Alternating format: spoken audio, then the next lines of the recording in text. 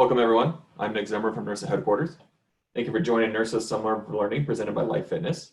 Today we have Chris Crume from Denison University and Andy Lemons from St. Edward's University, who will be presenting What's Your Value? Small Programs, Campus Rec, using the framework of health and well-being to position your department on campus. Before I turn it over to our presenters, we'd like to thank Life Fitness for helping NERSA bring Summer Learning to you. And now I'd like to welcome Chris Crume and Andy Lemons. Thank you so much, Nick. Like I said, my name is Chris Crume. I'm the director of the Aquatic Center at Denison University. We are a small four-year private liberal arts college with about 2,200 students. It is a completely residential campus just in a semi-rural setting right outside of Columbus, Ohio. We are a combined athletics, recreation, and then health, exercise, and sports studies department as well. Awesome. Good to see you, Chris. Before I introduce my university, I wanted to give context for my awesome shirt. It's Friday when we're recording this, so Chris and I are professional wrestling fans. So those of you that are joining us, whatever day it is for you, I want you to stop, take a breath, acknowledge that COVID has been hard for all of us, and go ahead and give yourself 2 claps and a Ric Flair for making it this far. On 3, Chris. 1, 2, 3. Woo! So we are rocking our Ric Flair gear, but we are representing ourselves as the MegaPowers. If that makes no sense to you, we'll keep progressing, no problem. So like Chris said, I'm Andy Lemons. I serve at St. Edward's University as the Senior Director of Recreation and Wellness. I will have been there 11 years this September. When I arrived in 2009, the recreation program at the time consisted of 2 club sport teams and some intramurals ran in the off season by coaches. So over the last decade plus, we've been able to build a more traditional recreation program. And so I'm excited to be able to share some insights that we've had over the years, because I know when you're working at a small program, it's an extreme challenge. To secure resources, to find your way on campus, and to build things from the ground up. St. Edward's has an enrollment of about 3,500 students. We are located in Austin, Texas. There's another school in Austin, Texas that's a little bit larger than us. UT is 3 miles up the road, so we are right in the heart of Austin, right in the downtown of an urban environment. And so certainly comes with its own unique challenges and opportunities. But like I said, been there almost 11 years. Excited to share some insight with you guys today. All right, so as we get started, we have a couple different outcomes that we want you all to think about as we go through this presentation. First, we want to help you all identify ways to enhance support and growth of campus recreational programming on your campus through various research and assessment-based resources and tactics. We want you to be able to learn how to determine what constitutes kind of those healthy programs and how to communicate that message, really tell your story. And then also develop some strategies to provide growth for your programs, especially with less resources. We know we're coming through COVID, and we know that it's going to be, very different when we get through it. So kind of what we're going to talk about as we go through this, we've got 4 big points. Defining your worth. What is that? What does it mean? Finding your way in today's holistic well-being world. So now we know what your worth is. How do I chart that path through that holistic well-being world? What does this mean for recreation and wellness during COVID and beyond? We know it's going to be different. We know it's going to be challenging. So we want to talk about how we can rise up to meet some of those challenges. And then just different resources that you have available. There are a ton of resources out there, and we want to make sure that you've got the stuff that you need to be successful and make your department the best that it can be. So with that, hand it over for first slide. Awesome. Thanks, Chris. So when we look at defining your worth, we want to talk today about 5 impact points. You might hear us, by the way, interchangeably use the terms campus recreation, recreational sports, recreation and wellness. These are all different names for different departments that are providing rec services and wellness services. So we're aware that recreation and wellness services have a heck of a lot of worth for a university campus. I think we all immediately go to the student impact, but there's so many more places of impact. And as we continue in small universities and small programs to find our way on those campuses, we often come across a number of challenges about being underfunded, not having enough resources, maybe not having the staff that we need, maybe not even having the university support that we would like in order to understand our value. And so the 5 points we're going to talk about today are really trying to help everyone understand the broad scope and opportunity of places that recreation and wellness can make an impact on your campus. So the first we're going to speak about is student impact. And as we were setting up the presentation today, Chris and I were almost at the place of course, we know this one. So this one should be one that I think we all have a good sense of, but it's always good to refresh ourselves and remember what's important about the student impact of our programs. I think the big one right up at the front, at least at St. Edward's, has been this idea that recreation and wellness can provide places for students to make friends and meet new people. When I even think about us serving students that will join us in less than 5 weeks in August, these are students that didn't necessarily have a prom. They may have missed a graduation experience, and they've potentially been home since mid-March, waiting to get out and about and meet other people. And so as we look at welcoming folks to our campuses or into our virtual programs, the importance of making sure that those students are connected to others is going to be paramount. And they may have limitations doing that in student activities programming, classroom experiences. We all know the residential experiences for students will be different. And so we as recreation and wellness professionals need to be really clear about the impact that we can have on helping students make new friends, meet new people, and feel connected to their to their university. Obviously, staying healthy and well is a big part. We know students that are well are more likely to succeed academically. At St. Edward's, we tell our students that college isn't a 4-year experience. Being with us on the hilltop is a for-life experience. And so we really drive home this idea of how do we help our students learn these self-care skills, both for the 4 years or 5 years or sometimes 6 years that they're with us, but more importantly, beyond. There are a number of students that probably have never taken a Zumba class that might make their way into one of your Zumba classes on campus. And you may find out that a person finds a lifelong passion for that. Or take any example, flag football, yoga, tennis is a lifelong sport. So if someone picks that sport up while they join us in college, there's so many different places where students can learn about how to take care of themselves and take that with them once they leave our campuses. And I think that's a really big impact point that we don't necessarily talk about as much. We know that we reduce stress and help students manage stress, and we recognize that college is one of the most stressful times any person can experience. How do we facilitate academic success? You know, what does being active in our programs mean for academic success? I think we all like to say if we're physically well and we're mentally well, we do better academically, but where do we prove that? And how do we show that data to folks? But just understanding a variety of different student impacts is important. This is obviously not an all-encompassing list. The last one I want to touch on is fun. It seems like fun has become the 3-letter word that everyone shies away from. I have no problem standing in front of a group of parents at orientation saying, we're the fun guys. We want to be your students' best hour of the day. And there's a pretty powerful message in there.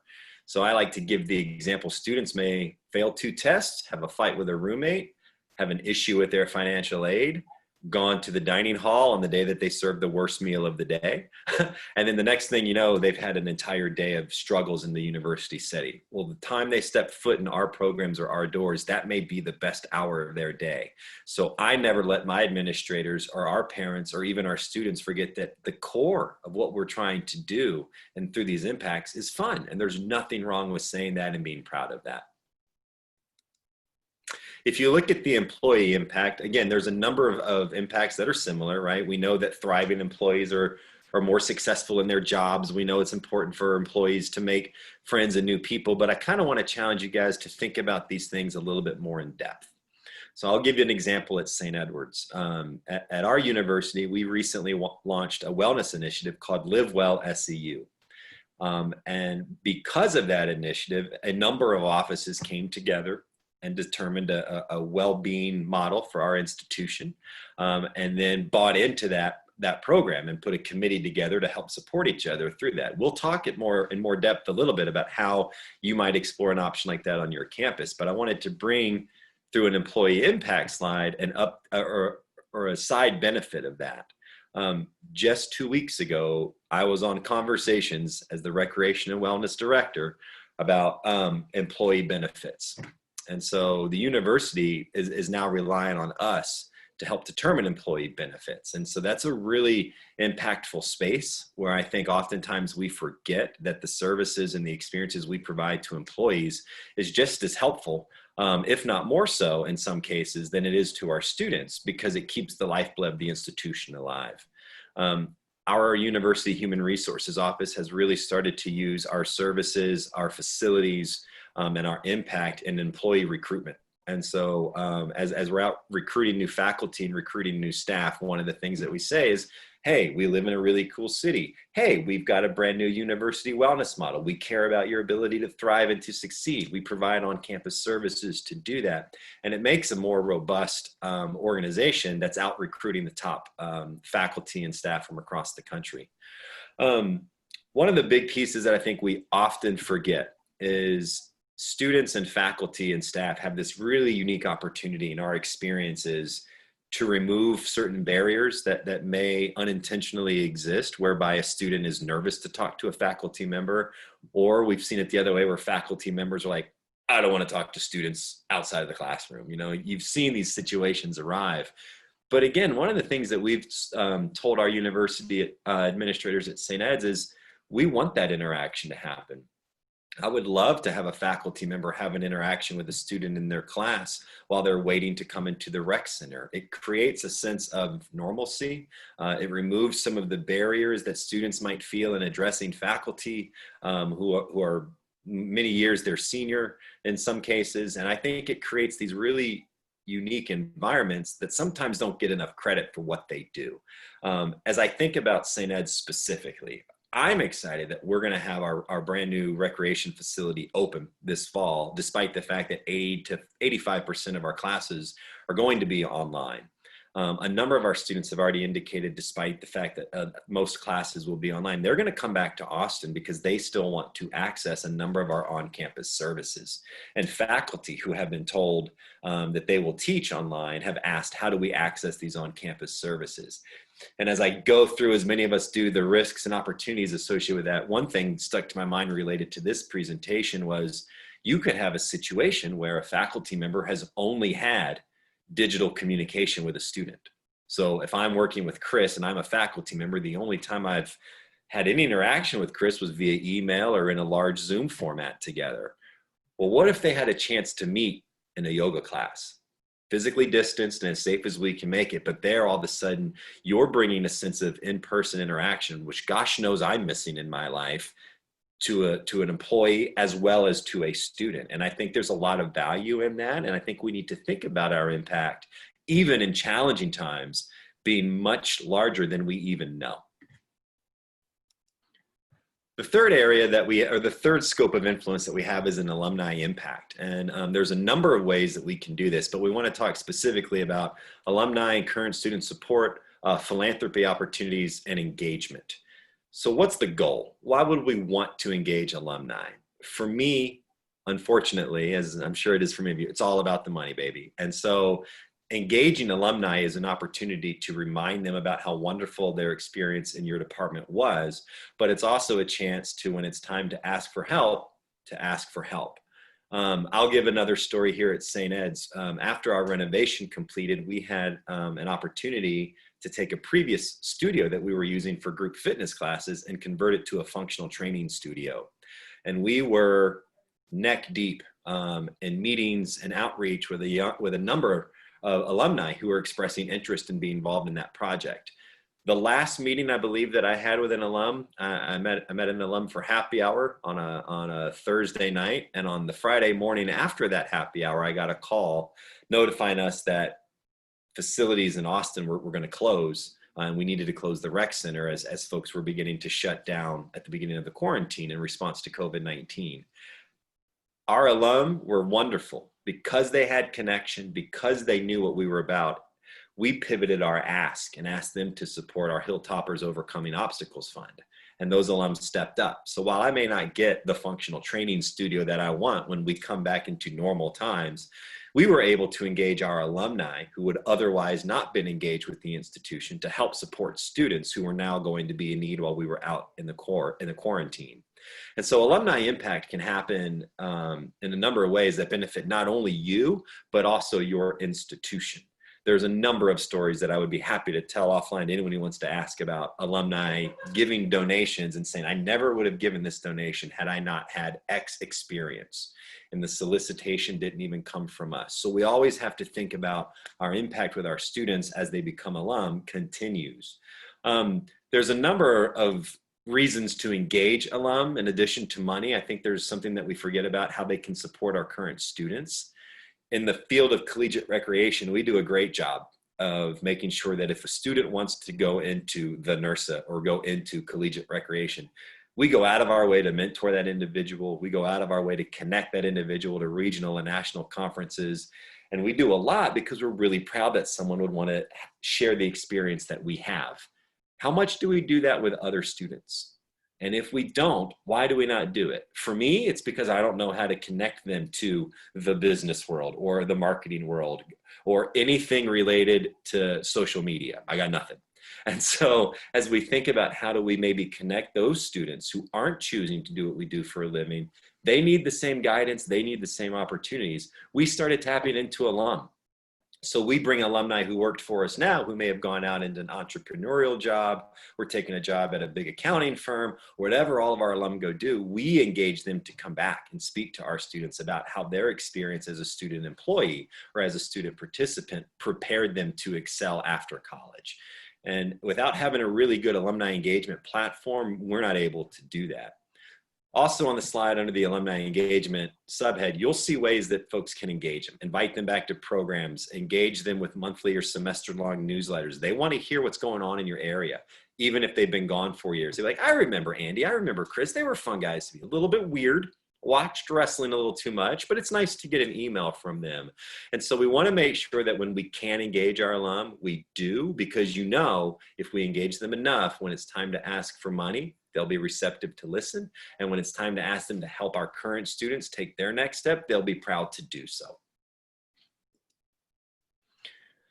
Next up is our financial impact. Again, there's a number of places where we can make financial impact. We just talked at length about one with alumni and family philanthropy. There's also spaces where you can engage students for current giving. At St. Edward's, we do a senior gift campaign where we ask seniors to begin to get into the habit of giving back to the institution. So we do like a weeks-long partnership with our advancement office, explaining to students the value of giving and getting them into the habit of giving early. So we don't shy away from soliciting gifts from current students. Think about corporate and local partnerships. As you're explaining your impact to your institution, have you talked about naming rights for your facility? Just because someone didn't donate money at the front end to build it doesn't mean we can't take their money to name it after the fact. Scoreboards in your rec center, your gym floor, your fitness studio. There's so many different spaces where there are naming opportunities, but we just don't necessarily know how to do it or don't often think about it. Program revenue, right? Have you explored rec center memberships? It's a basic tenet, but there are times that we could bring folks in and bring in a little bit of revenue. Local alumni or community members that play in intramural leagues, if you don't have a rec center, that's where we started at St. Ed's. We would let young alumni continue to participate because maybe when they graduated, they didn't leave Austin.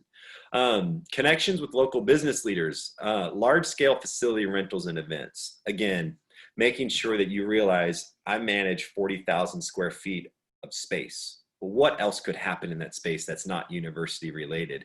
And as I speak to administrators, do I come to them and suggest, hey, here's a place where we could maybe support university bottom line with large scale facility rentals. And then the little things for your own department can add up, right? Pro shop sales, facility guest fees, program fines and fees for different things that you do. Number of ways that recreation and wellness can have a financial impact to the institution broader than just yourself.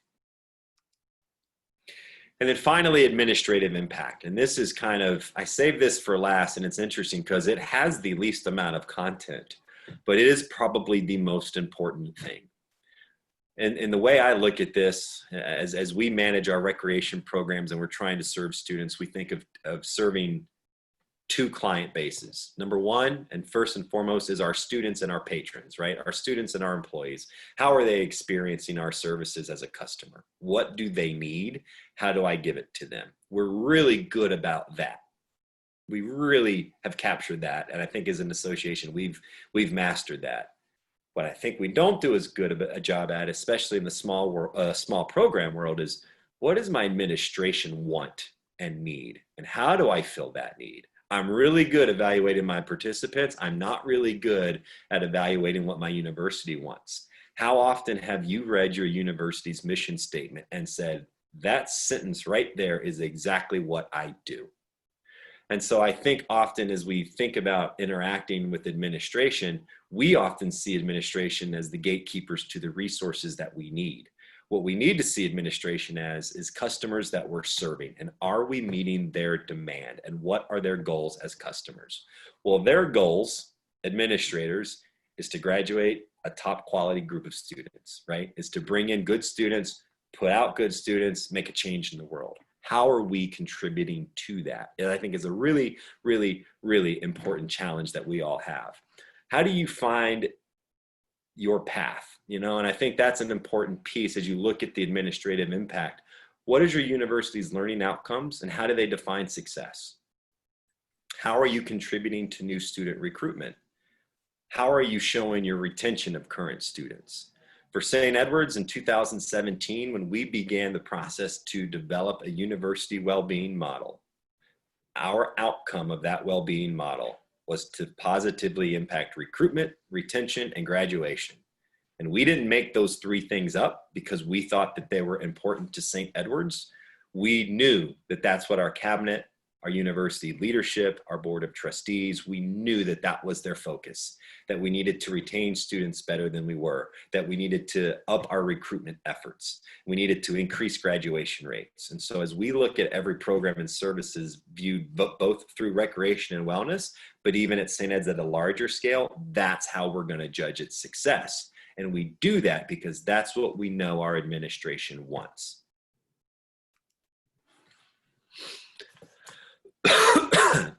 So now what? How do you find your way in today's holistic well-being world? Right? There's a number of ways that you can make that impact. It's in-house, it's external, but you know your areas of impact now. We've talked through those 5 things. How do you expand your programs? How do you expand your scope of influence? How do you engage in conversations around collective campus partnerships and holistic well-being?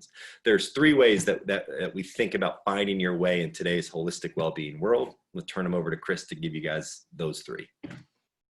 Thank you so much, Andy. You know, as we start to think about making that path for holistic well-being on our campuses, student well-being is that first step. And you know, there's a number of different resources out there that really support the concepts of holistic well-being for our students. And one of the best ones out there is the NERSA Assembly Guide for Health and Wellbeing Resources. Go out there, take a look at that. I just challenge you, because once you start to open that up, you're going to find so many different tools and resources and, you know, thoughts and just different ideas that you would have never thought that you could have even seen, you know, in the world. And as you parse through that, find what works for you. Find what works for your institution, because not every model out there is going to work for each model or for each university. What works here at Denison may not work at St. Edward's for Andy. So find that, parse through that data, really look at, you know, what's my university want? How can I line that up? And again, these well-being models will typically have, you know, different dimensions of wellness. And we've seen, you know, if everybody's looked at those, you've seen everything from like 4 to 12. And there's so many different ones out there, you know, and I look at what we picked here at Denison while we were trying to, you know, come up with what this looks like and how we can start to facilitate this growth. We started with a 4-post well-being model, and now we're starting to transition that. And we're looking more at 8.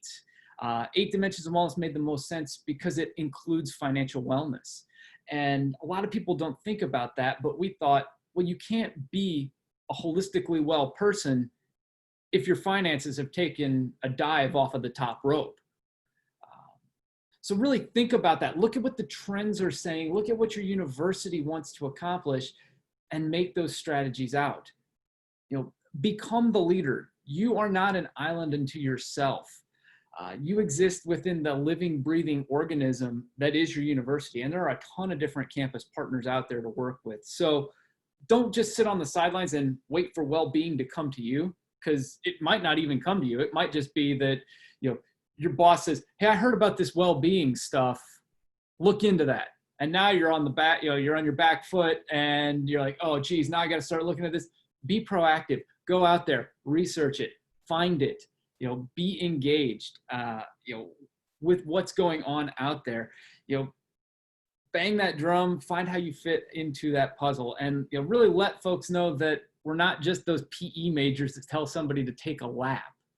That's, as I click over, we'll talk about, we come back to that point a lot because that's just such a common misconception with what we do in campus recreation. So as you start to look at your dimensions of wellness and what you want your well-being plan to be about, the first thing to do is really initiate a well-being plan on your campus, or see if one even exists. There might be one that exists that you don't even know about. So think about that. And, again, we all know that, students who engage in active, healthy lifestyles are more likely to succeed in the classroom, be retained throughout their college careers, and graduate. Andy talked about that a lot, but, it's worth continuing to mention that because that's your why.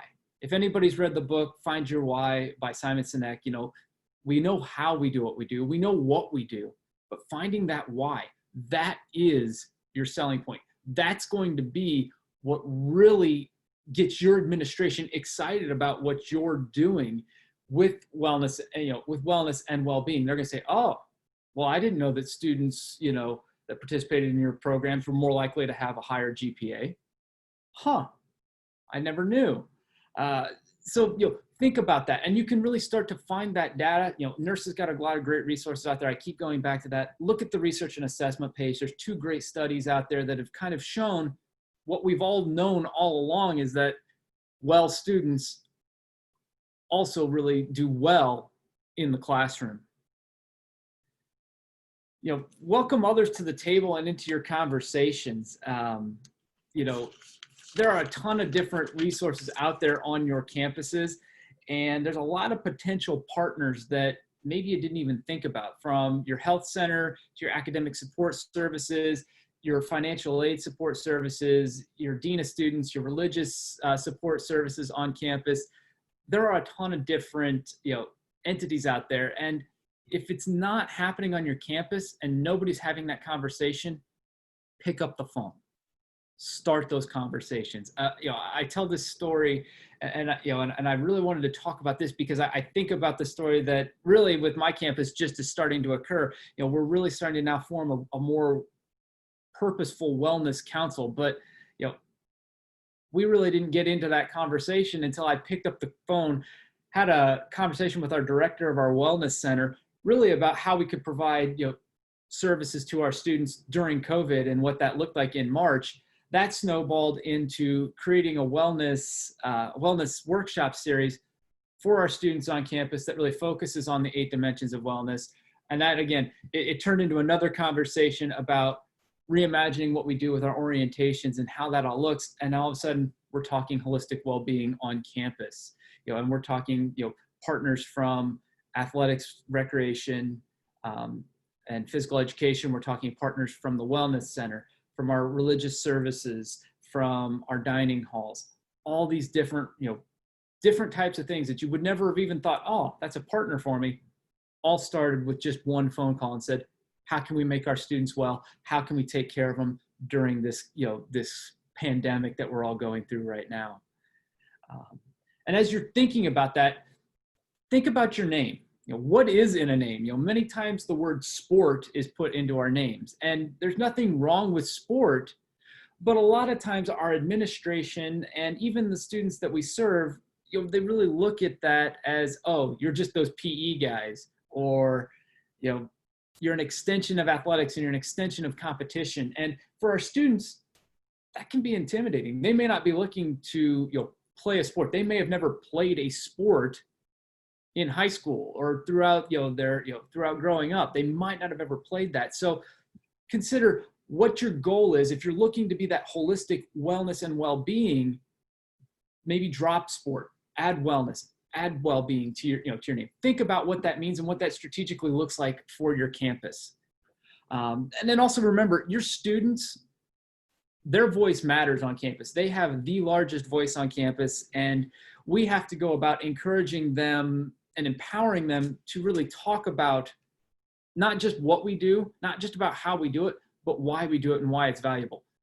Administration listens to students. We all know that. Well, let me rephrase that. Administration should listen to students, and on most campuses, administration listens to their students, and that voice is really, really, powerful. I'm not going to say that for all campuses, but hopefully your campus is that way and they really listen to their students.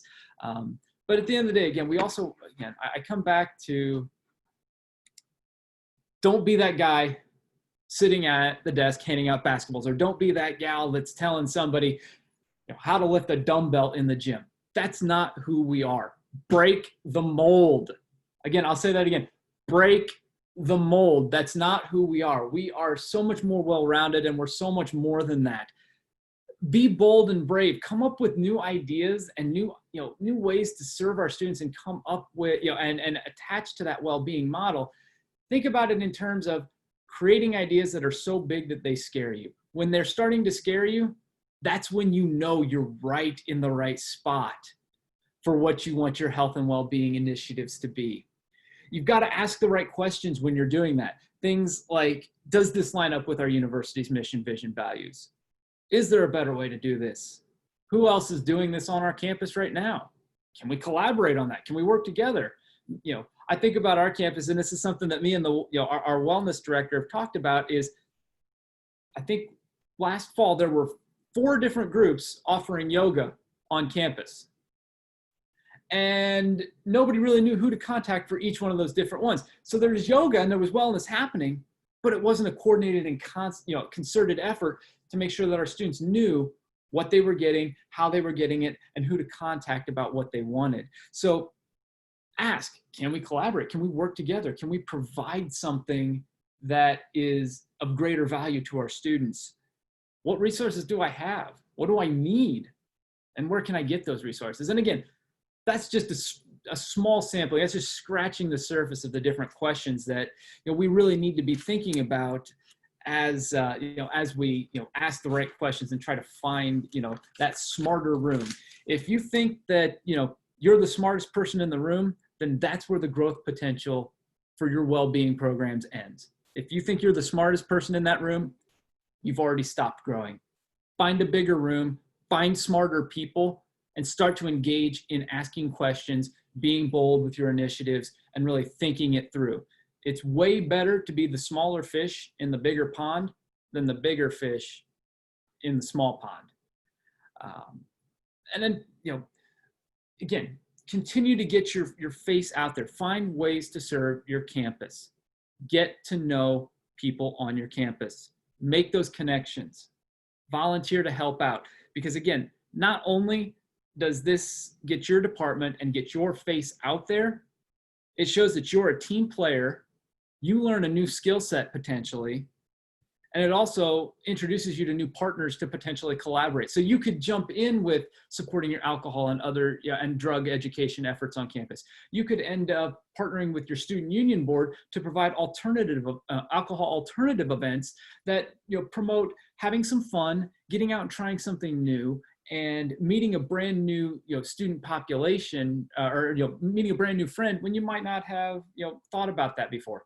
And you know what? If you don't drink between the hours of 8 p.m. and 11 p.m. on that night, perfect. It's not going to eliminate it, but it's going to help curb that problem.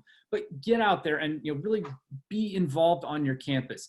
The more that you do that, the more that folks are going to want to collaborate with you when you come to say, hey, I've got this great idea. Why don't we partner our resources up and really make something unique for our students?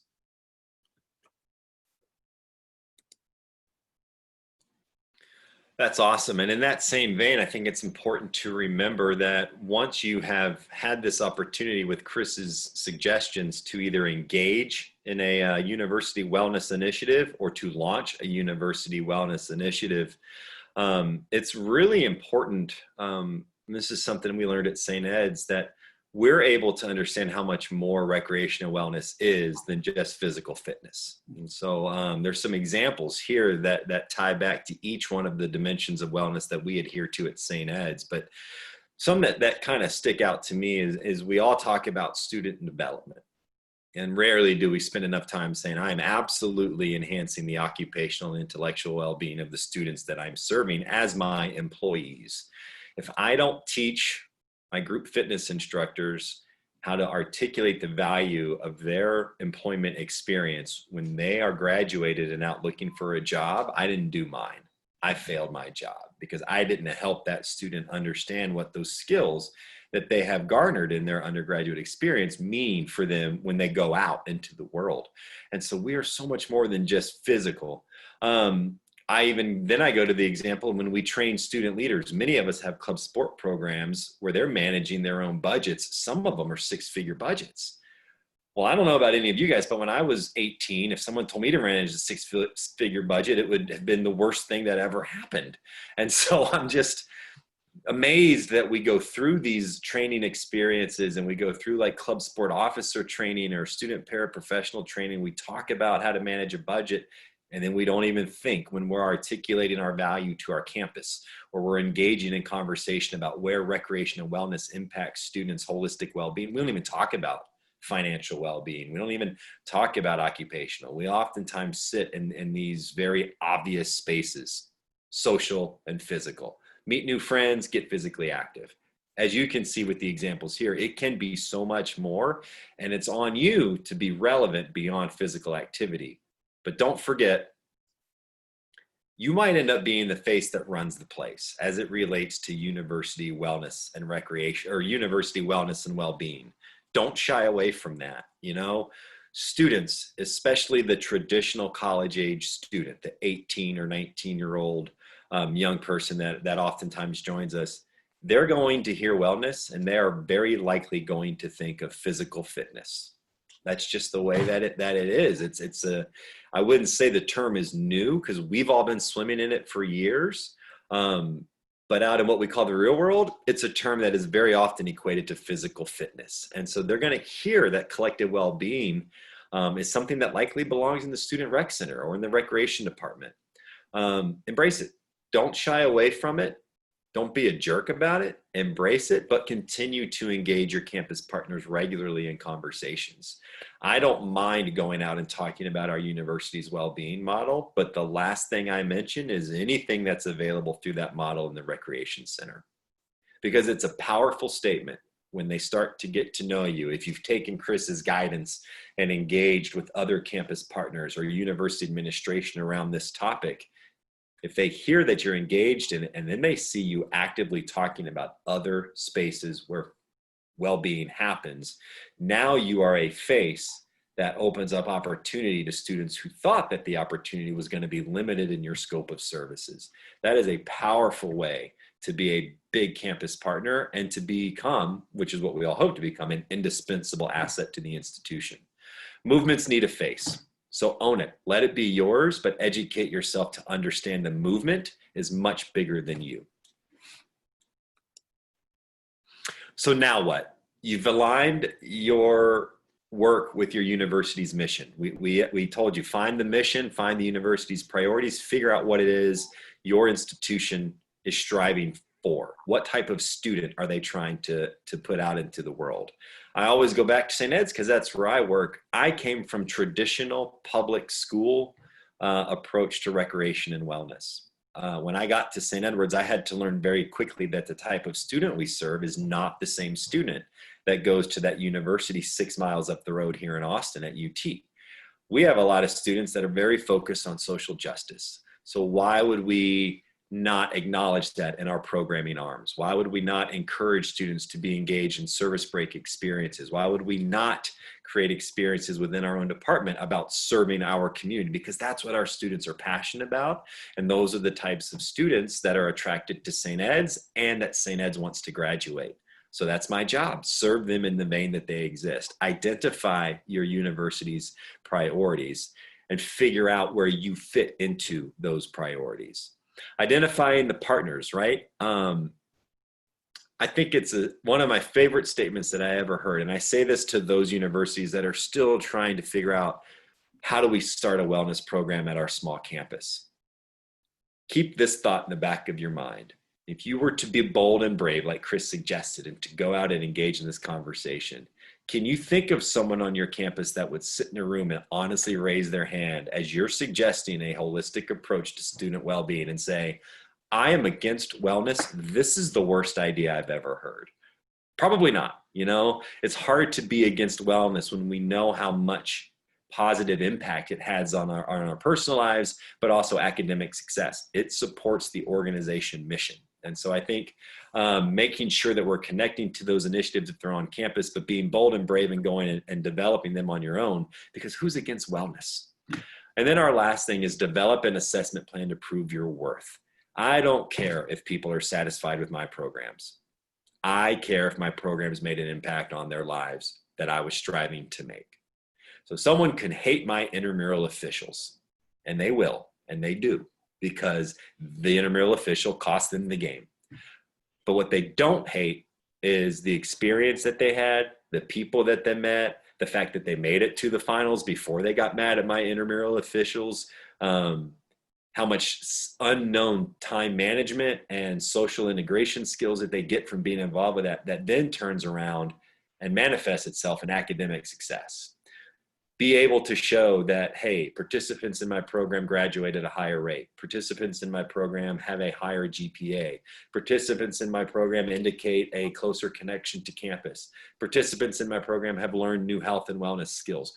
Whatever your assessment plan is out to prove, make sure that it ties back to the goals that you established that meet the expectations of your administration. I think sometimes we set our own assessment goals and our own departmental goals, and they're nowhere anywhere aligned with bullet points 1 and 2 on this slide. So make sure with your assessment plan that you're proving your worth. This is your chance to say, everything I've been saying is true. Here's the data.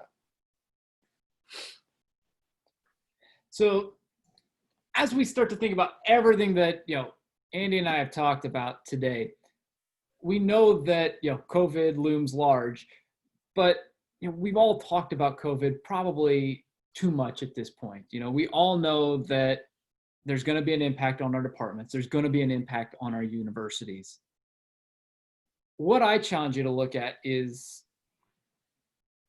once we come through this, what does that look like? Higher education is unequivocally going to be different in a different space. We've seen the rise of virtual fitness and what that means for us and how we operate, changing, almost by the minute at this point in different states and different parts of the country. You have to remain relevant. You have to remain committed to serving your students no matter what, because that's who you are and that's what keeps the lights on, serving your students. Be flexible with that. Again, things could change in an instant. In Ohio, we went from one day, no masks, to next day, everybody's got to wear a mask. I'm not saying that was right or wrong. Wear your mask, it's good. But, that's how quick things can change. Or a travel ban, or, students coming in and out of your campuses. As we think about repopulating our campuses right now, just this morning, I was having a conversation with some of my campus partners about the equity, diversity, inclusivity panel we're putting together for our student leadership training. And we got to talking about what the governor's new orders means with students coming from other states. There's about 14 states right now where folks have to quarantine for 14 days if they're coming back from. What does that mean for how we serve our students and being flexible with that? For me, it means now I've got, now we're coming up with ways to both live stream, record, and do in-person parts of our leadership symposium for students. Be flexible. Know that it can change on a dime. Volunteer outside your area. Like we've talked about, make those connections, be relevant, help somebody out, show that you're the team player during this. When your administration is looking at this and we all come through this, or they're deciding, okay, we need to allocate resources this way or that way, they're going to look at you and say, oh, you helped out a lot during that. Wow, they really supported the university's mission of making our students good global citizens. Let's rethink what we want to do here and how we allocate these resources.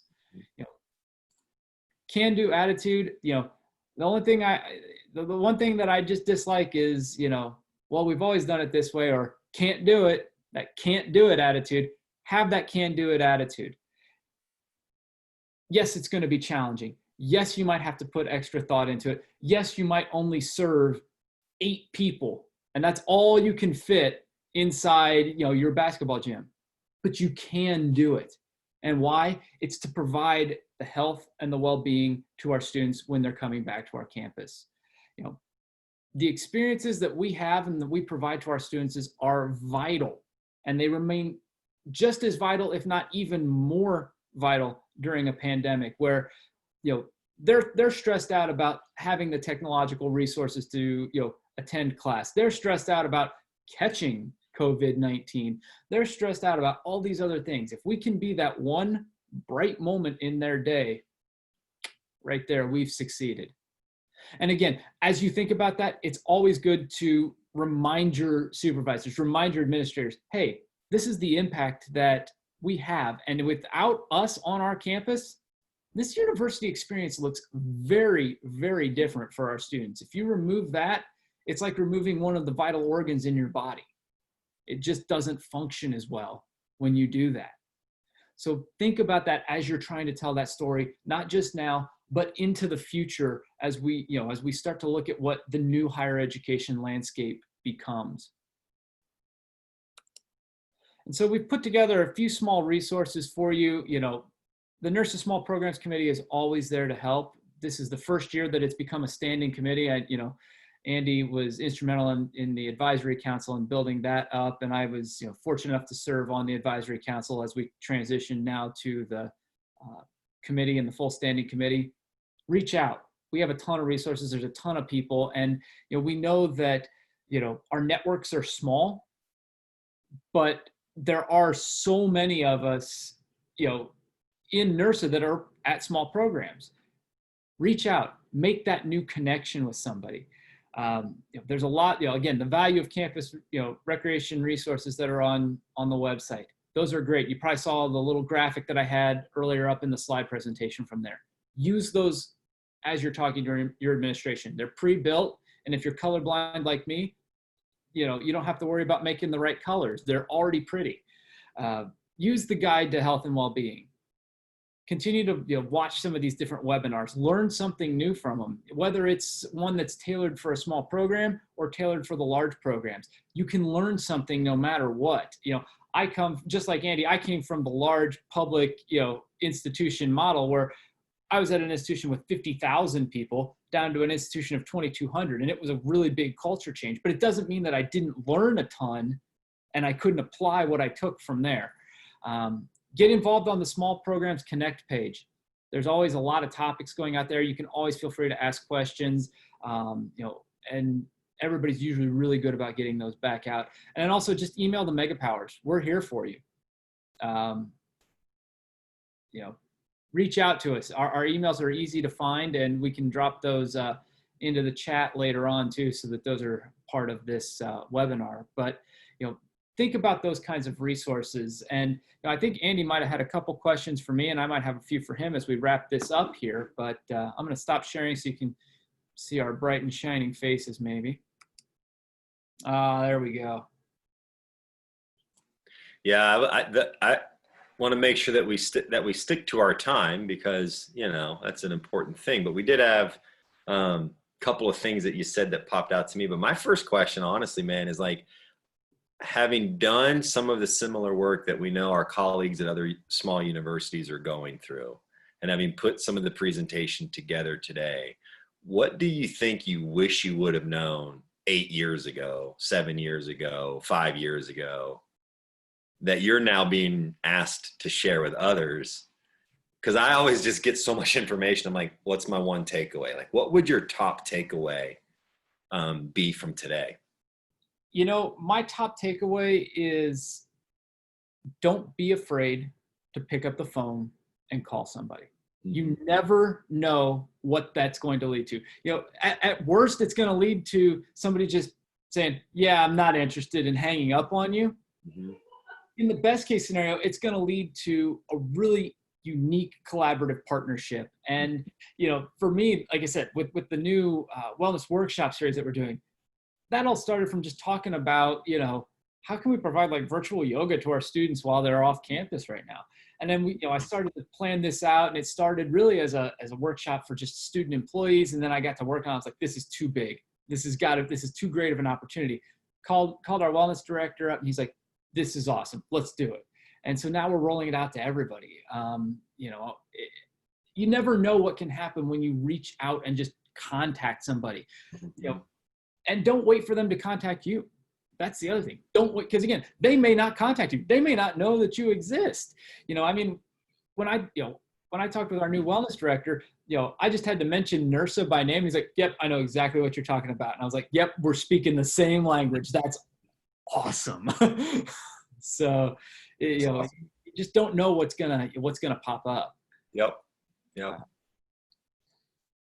You know, one of the questions that, you know, as we were going through this, that I thought, you know, I wanted to ask, and it was burning for me, is, you know, we talk about the student voice and how powerful that is, and knowing that y'all just went through, you know, that brand new construction project, and, you know, thinking about that student voice, how important was that? You know, and using the framework of well-being, how important was that student voice in getting that project off the ground?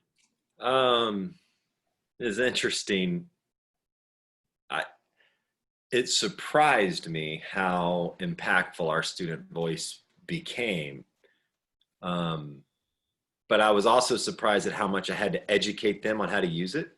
And so if I can give a little bit of context, it'll probably help. We engaged an architect to do a campus master plan. And I believe 2016, 2017.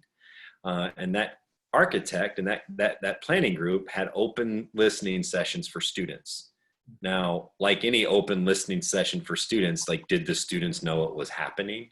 You know, how many flyers did you post? How many emails did you send? You know, and people tried to solicit students coming, but we knew that our students for a number of years had complained about lack of space, wanting new amenities. We had intentionally put some of our student leaders in positions to see other universities' resources so that they could say, well, damn, why does Trinity have that and we don't? So that they began to feel a sense of, we need that here, without overtly telling them, hey, you really want this. So they began to see these other experiences and kind of wish that they had them. So when the opportunity was there, literally, I think some people thought that I called all of my students and said, you need to go to the open listening session. It's at 7:00 in the Carter Auditorium, and you need to be there. I did call a student. I called one student, and it was one of my student leaders. And I said, Micaiah, this is your chance. I can't go to that listening session, but if you guys think that this is a resource that students on this campus deserve and will utilize, y'all need to go. It was open to varsity athletes. It was open to general users, SG, anyone could go. 85% of the students in the room were either employees or participants in our program. I was in Washington, D.C. at the time. I didn't even know how many people were there, and they sent a photo. My vice president sent me a text, said, all of your kids are here. And I was just like, I got it. I was in a hotel, and I'm like, I'm going to build a rec center. I knew it immediately, and it was great, but that's how important their voice can be. And I think I tell that whole story because sometimes we know the voice is important, but the voice doesn't know how to get heard. Our job, when Chris was talking about advocating for students, our job is to call the Micaiahs of the world and say, look, this is your opportunity. This is where you need to be. And it's not manipulating those students. It's educating them about where they can collectively make change. And it was after those listening sessions, I went back to master planning meetings, and the entire tone of what the university wanted to do and what they wanted to build quickly shifted. And we opened our new space in January of this year. But that was how it happened for us. But for any university or anyone, like, that's a great question. Like, how do you get that voice? The loudest voice on your campus is often your students. You just need to point that voice in the right direction. That voice does nothing when it's preaching to me. That voice didn't do a lot when it was preaching to my vice president, but that voice was ready to be directed when the opportunity was there. And that's our role as we build our programs and integrate those efforts. Awesome. That's awesome. So we're right at the time. I wanted to have more discussion, but the days happen. And so I just want to thank you for hosting this, for making sure that we have this opportunity for our small programs folks. And for those that are with us this long through the webinar, please email and reach out. I'd love to have a conversation, a call, just to catch up. I know it's hard in COVID, and I know it's hard, small programs, and there's a lot of things that probably are unsettled for many of us as we try to figure out what does the small school experience even look like over the next couple of years. We want to keep those conversations going. So appreciate Chris leading out and doing all the legwork for this, and appreciate those that have tuned in. Yeah, again, thank you, Andy, for being a part of this and really helping, build the framework out for this. Your insights are always just awesome, and the MegaPowers wouldn't exist without the Hulkster and the Macho Man. So, and again, thanks to everybody that tunes in for this and watches this. Hopefully you're going to get just that small little piece that you needed to get you over that hump on making well-being happen on your campus, and really showing your worth, especially in the times that we're facing, not just now, but those times in the future once we come through this, because we'll come through it and we'll all be stronger for it. But what does higher ed look like? I don't think we even know what that's going to look like once it comes through. And that small program experience is going to be very interesting, because I know both Andy and I are at liberal arts institutes, and that in-person class is important. That in-person stuff is important. So, and I'm guessing it's the same way on a lot of other campuses. And thank you for Nurse HQ for allowing us the platform to be able to get this out to y'all, and just all the support that they've given us as we've done this. So with that, I think that wraps it up for the MegaPowers. Is this the awkward Zoom shake? Good job. Thanks a lot, guys. This concludes our program. Big thanks to Chris and Andy for presenting, and thank you so much for attending. Please visit the Summer of Learning page for the schedule of upcoming webinars, and have a great day. Thanks, guys.